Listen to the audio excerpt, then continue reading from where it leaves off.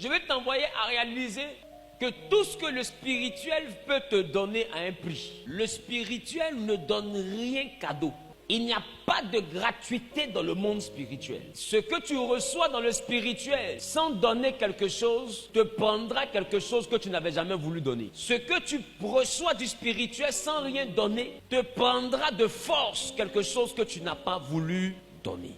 Parce que dans le spirituel, la gratuité n'existe pas. Tout se paye dans le spirituel. Tout a un prix dans le spirituel. Tout a une valeur. Le spirituel obéit à la compensation. Cela veut dire quoi? Si je veux le micro, c'est que je suis prêt à donner peut-être ma montre. Si je ne suis pas prêt à donner ma montre, qui est la valeur que le spirituel donne au micro, alors le spirituel ne me donne pas le micro. Mais si je prends le micro sans que le spirituel me demande ma montre, je vais constater que dans ma vie, je vais perdre une montre. Donc si tu reçois quelque chose qui en temps normal demande un sacrifice humain, tu vas constater que sans avoir donné un enfant, tu en perdras un. Le spirituel prend de force ce qui est le prix à payer pour avoir ce que tu as eu. C'est pourquoi vous savez que même en sorcellerie, des gens mangent les enfants des autres et puis à leur tour, ils ne veulent pas donner leurs enfants. À qui a dans les gens d'esprit? Maintenant, qu'est-ce qui se passe? La confrérie prend, mais de force. Parce que c'est une compensation. Si tu as mangé, on doit manger. Le spirituel ne donne rien cadeau. Et puisque Dieu voulait nous sauver d'une loi spirituelle, même lui, il a payé le prix. Même Dieu a payé. Maintenant, si Dieu paye, pourquoi toi tu t'attends à la gratuité? Tout est un prix. C'est la raison pour laquelle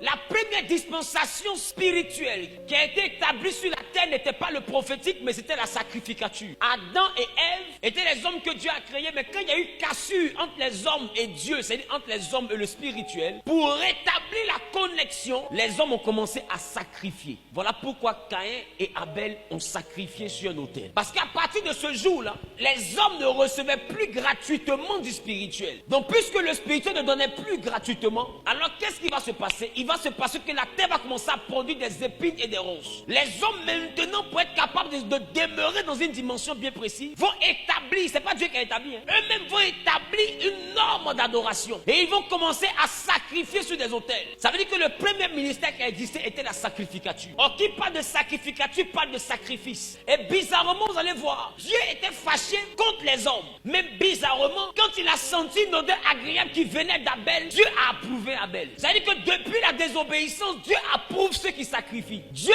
agrée le sacrifice. Dieu prend plaisir au sacrifice. Et d'ailleurs, pour vous qui me regardez sous un angle bizarre, c'est vrai que je ne suis pas gros, mais ne me regardez pas comme ça, ce n'est pas un handicap. Amen. Romains le chapitre 12, le verset 1er nous dit quoi? Je vous exhorte, frères, je vous donne un conseil. Et il dit, je vous demande même pardon. Offrez vous-même comme un sacrifice vivant, saint, agréable à Dieu. Ce qui sera de votre part un culte raisonnable. Cela veut dire que le culte raisonnable, ce n'est pas chanter. Le culte raisonnable, ce n'est pas danser. Le culte raisonnable, c'est sacrifier. Écoutez, faites attention à la loi du sacrifice. Parce qu'une loi sur laquelle, au sujet de laquelle Dieu et le diable sont d'accord, s'il y a bel et bien une loi sur laquelle les deux sont d'accord, c'est le sacrifice. Va chez le diable, il y a quelque chose que tu as donné. Alors beaucoup fuient le diable, viennent se cacher en Dieu parce qu'ils ont l'impression qu'en Dieu, Jésus a tout payé. Il n'y a plus rien à donner. Laisse-moi tousser. Jésus a tout payé pour que tu ailles au ciel. Jésus n'a rien payé pour que tu sois heureux sur la terre.